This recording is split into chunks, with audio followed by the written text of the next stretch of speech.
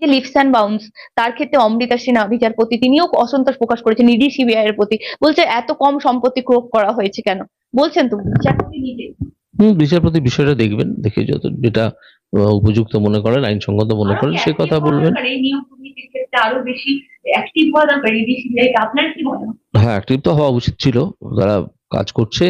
এই নিয়োগ দুর্নীতি কিন্তু একটা বিরাট দুর্নীতি, কত গভীরে এটা পৌঁছেছে এবং কতটা ব্যাপ্তি নিয়ে এটা আছে সে আপনারা কল্পনাও করতে পারবেন না। ঠিক আছে, মাঝখানে বসে আছেন একজন মুখ্যী রানী বা ধীরে ইঁদুর, তাদের কাছে পৌঁছচ্ছে আস্তে আস্তে আস্তে আস্তে পৌঁছচ্ছে।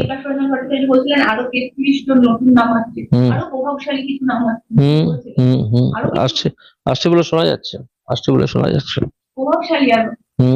আসছে বলে শোনা যাচ্ছে। ব্যবস্থা তো হবেই, ব্যবস্থা কি যদি ইডি সিবিআই না দেয় মানুষ ছেড়ে দেবে? মানুষ ছেড়ে দেবে? মানুষ ছেড়ে দেবে না। শিল্পপতিরা আসবেন বলে মনে হয় না। তোলাবাজিটা বন্ধ করুন। ওনার দলের যেসব তোলাবাজরা ঘুরে বেড়ায় বিভিন্ন জায়গায়, আমার কেন্দ্রের মধ্যেও একটা এলাকা আছে হলদিয়া, তার নাম, উনি আশা করি সেই নামটা শুনেছেন। সেখানে যেভাবে বিভিন্ন কোম্পানির কাছ থেকে তোলাবাজি হয় এবং কেউ কোনো কারখানা স্থাপন করতে হলে আগে থেকেই একটা তার কাছে খবর চলে যায় এত কোটি টাকা দিতে হবে, যাতে আর কেউ আসে না, যে ভয়তে। এই তোলাবাজিটা উনি আগে বন্ধ করুন, শিল্প সম্মেলন করতে হবে না। আরে আপনাদের পুরো শিক্ষা দপ্তরটাকে তো জেলে ঢুকিয়ে দিয়েছে। সেই সময় যে শিক্ষা দপ্তর যারা চুরি দুর্নীতি করেছিল, সেই শিক্ষা দপ্তরটা আজকে জেলের মাটিতে বসে ডাঙ্গুলি খেলে, জেলের সেলে বসে।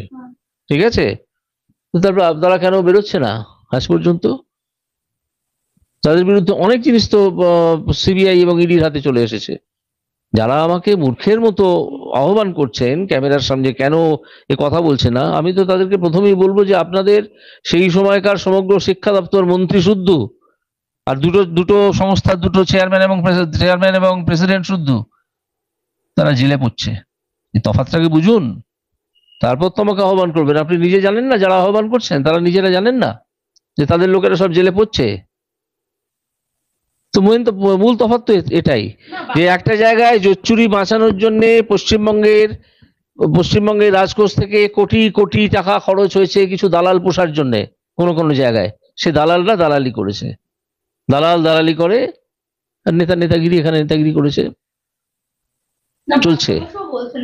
আরে বাত্য বসুও তো একজন নেতা, ঠিক আছে, তারা দালাল নিয়োগ করেছিলেন, দালালি করেছে, নেতাগিরি করছেন।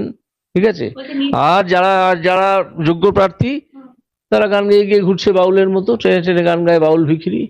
কুণাল বাবুর কথা ছাড়ুন, কুণাল বাবু আজ আছেন কাল নেই করে থাকেন ওখানে। ঠিক আছে, কবে মুখপাত্র আছেন, কবে সাধারণ সম্পাদক আছেন, কবে চলে যাচ্ছেন, কবে রাগ করে অভিমান করে দুটো কথা বলে দিচ্ছেন। কুণাল বাবুর কথাবার্তা আমি সেভাবে ধরছি না। কুণাল বাবু যা বলেন সেটা আমি ধরে নিচ্ছি দলের কথাই বলেন, উনি নিজের কথা খুব একটা তো বলেন না। নিজের কথা বলার জন্য অন্য জায়গায় হয়তো ইন্টারভিউ দেন, সেসব আমরা জানি সেই ইন্টারভিউতে কি বলেছেন না বলেছেন। আমি তার দলের কথা হিসেবেই বলছি। কুণাল বাবুকে কোনো ব্যক্তিগত আক্রমণ বা বাত্য বসুকে কোনো ব্যক্তিগত আক্রমণ আমি একেবারেই করছি না। ঠিক আছে।